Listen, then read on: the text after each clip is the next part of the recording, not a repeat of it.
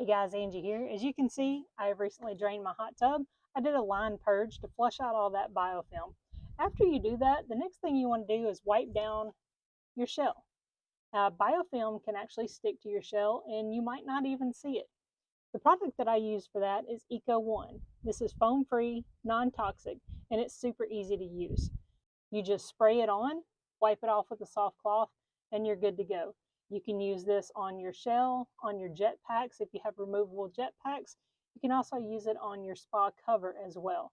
You just spray it on, wipe it off with a soft cloth, and you are good to go. And it's really just that simple. I'm going to use it on a jet pack to show you the streaks that are there now and how this gets all those streaks off. And then we'll go take a look at the spa cover and we'll do a little bit of work on that too. And you can see there's some water streaks and some spots and things like that from when I did my line purge. So we'll just spray this on. Let it sit for just a few seconds. Then we'll just wipe it off.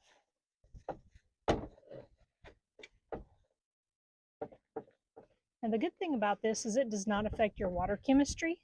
So you can use this without having to drain your tub if you've got some spot treatments to do on your shell.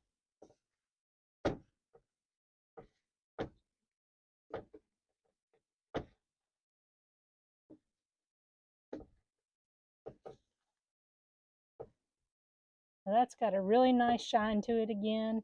All of that grime is off of it. Looks really good.